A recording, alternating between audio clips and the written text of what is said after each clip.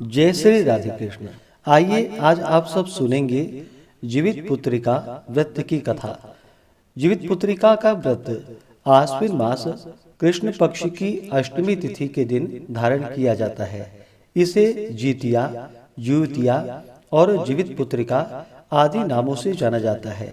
इस व्रत को खास करके स्त्रियां अपने संतान की लंबी आयु के लिए, संतान की रक्षा के लिए तथा सुख समृद्धि प्राप्ति हेतु इस व्रत को धारण करती हैं। तो आइए सुनते हैं जीवित पुत्रिका व्रत की संपूर्ण कथा। तो बोलिए प्रेम से जितिया माता की जय, गरुड़ देवता की जय, माता दुर्गा की जय, राजा जिमुत वाहन की जय, सर्वदेवी देवता की जय। बहुत समय पहले की बात है। एक बार नैमिषारण्य के निवासी ऋषियों ने संसार के कल्याणार्थ श्री सूत जी से पूछा कि हे सूत, कराल कली काल में लोगों के बालक किस तरह दीर्घ आयु होंगे, सो कहिए। सूत जी बोले, जब द्वापर युग का अंत और कलयुग का आरंभ था, उसी समय बहुत सी शोकाकुल स्त्रियों ने आपस में सलाह की कि क्या इस काल में माता के जीवित रहते पुत्र मर जाएंगे।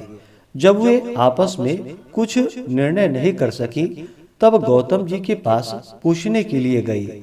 जब उनके पास पहुंची तो उस समय गौतम जी आनंद के साथ बैठे थे। उनके सामने जाकर उन लोगों ने मस्तक झुकाकर प्रणाम किया। तदंतर स्त्रियों ने पूछा कि हे प्रभु, इस कलयुग में लोगों के पुत्र किस तरह जीवित रहेंगे? इसके लिए कोई व्रत या तप हो तो वह कृपा करके बतलाइए। इस तरह उनकी बात सुनकर गौतम जी बोले, आपसे मैं वही बात कहूंगा जो मैंने पहले सुन रखा है।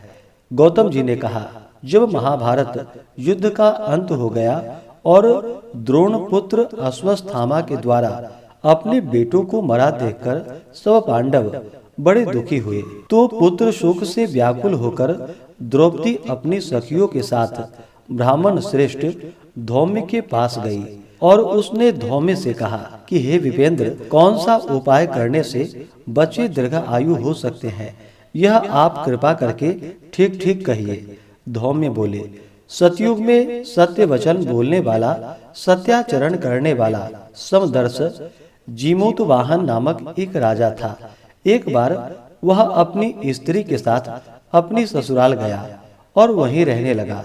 एक दिन आधी रात के समय पुत्र के शोक से व्याकुल कोई स्त्री रोने लगी, क्योंकि वह अपने बेटे के दर्शन से निराश हो चुकी थी।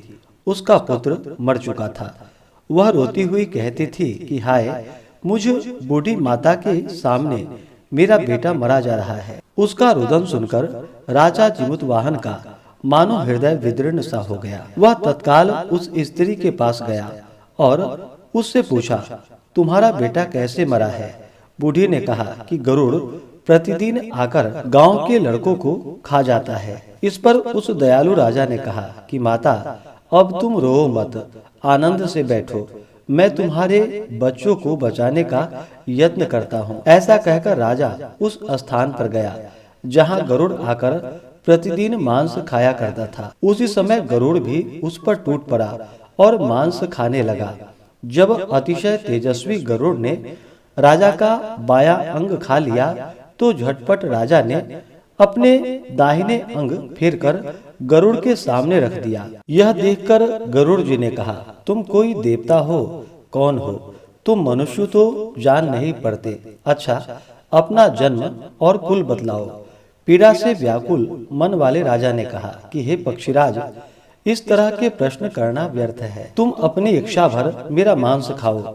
यह सुनकर गरुड़ रुक गए और बड़े आदर से राजा के जन्म और कुल की बात पूछने लगे। राजा ने कहा, मेरी माता का नाम शैब्या है और मेरे पिता का नाम शालिवाहन है।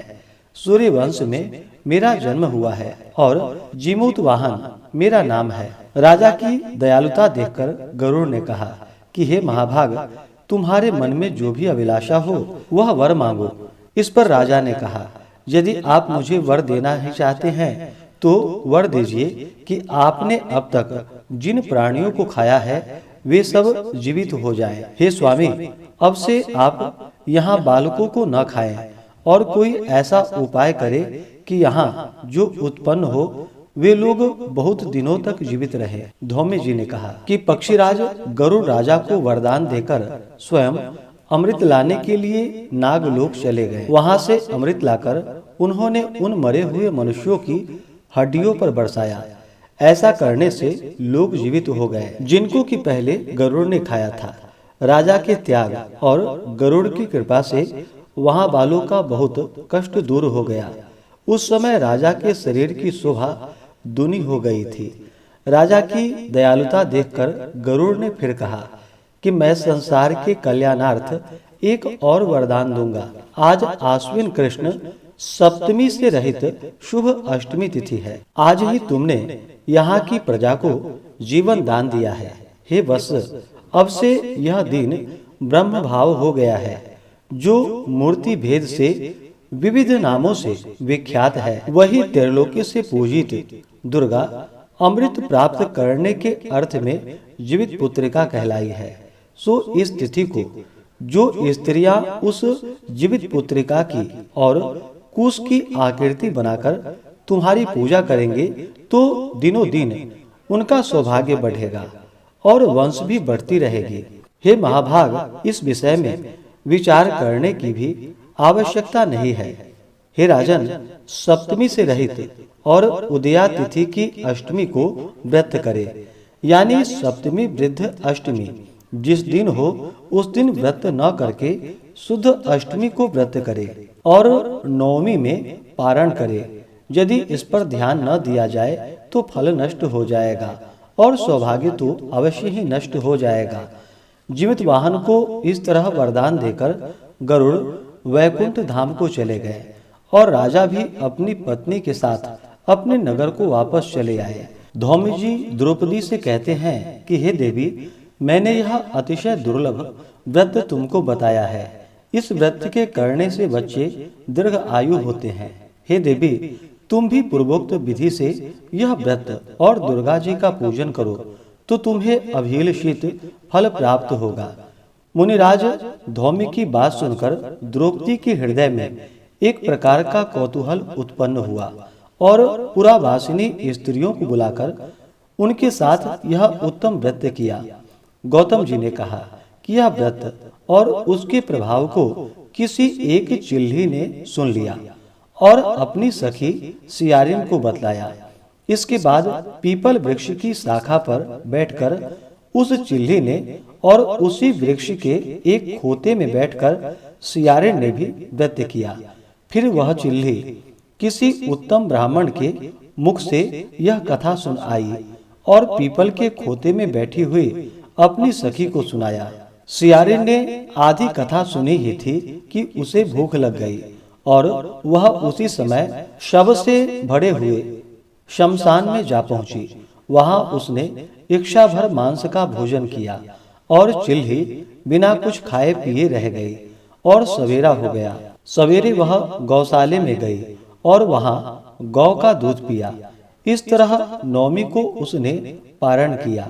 कुछ दिनों के बाद वे दोनों मर गई और अयोध्या में किसी धनी व्यापारी के घर में जन्मी।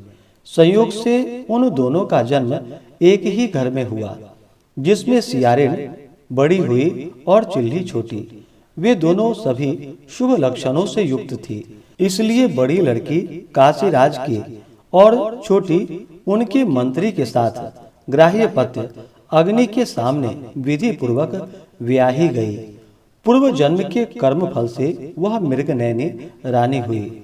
जिस किसी भी संतान को उत्पन्न करती वह मर जाती थी और पूर्व जन्म की बातों को स्मरण करने वाला मंत्री की पत्नी ने अष्टवधुओं के सदृश तेजस्वी 8 बेटे उत्पन्न किए और सभी जीवित रह गए।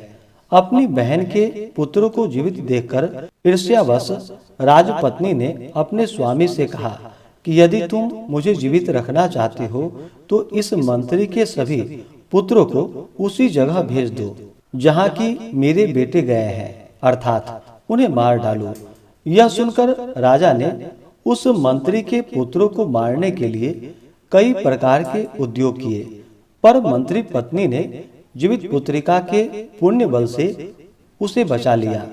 एक दिन राजा ने अपने आदमियों से उन पुत्रों का सिर काटकर पिटारी में रखवाया और वह पिटारी उनकी माता यानी कि मंत्री की पत्नी के पास भेज दिया। परंतु वे 8 सिर बेशकीमती हीरे जवाहरात में बदल गए और भले चंगे हो 8 लड़के अपनी माता के पास वापस चले गए। उनको जीवित देखकर राजपत्नी को बड़ा विस्मय हुआ। अंत में वह मंत्री की पत्नी के पास आई और उसने पूछा कि बहन, तुमने कौन सा ऐसा पुण्य किया है जिससे बार बार मारे जाने पर भी तुम्हारे बेटे नहीं मरते हैं। इस पर मंत्री की पत्नी ने कहा कि पूर्व जन्म में मैं चिल्ली थी और तुम सियारिन।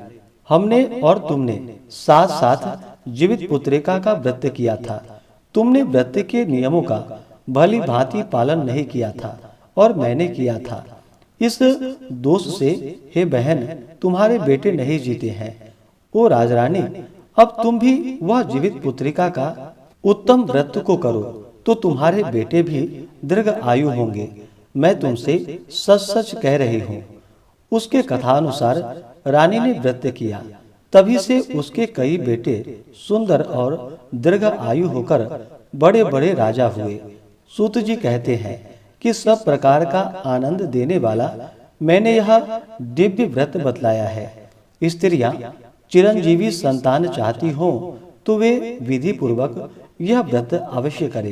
तो बोलिए प्रेम से राजा जीवत वाहन की जय, जितिया माता की जय, गरुड़ देवता की जय, दुर्गा माता की जय, सर्वदेवी देवता की जय। तो आशा करता हूँ कि यह कथा आपको अच्छा लगा हो। इसी प्रकार से ज्ञानवर्धक जानकारियाँ प्राप्त करते रहने के लिए, व्रत पूजा के बारे में जानने के लिए, कथा को सुनने के लिए चैनल पे अगर आप पहली बार आए हैं तो चैनल को लाल बटन दबा करके सब्सक्राइब करें, साथ में बेल आइकन घंटी को दबाएं ताकि आने वाली वीडियो का नोटिफिकेशन आपको समय से मिलता रहे।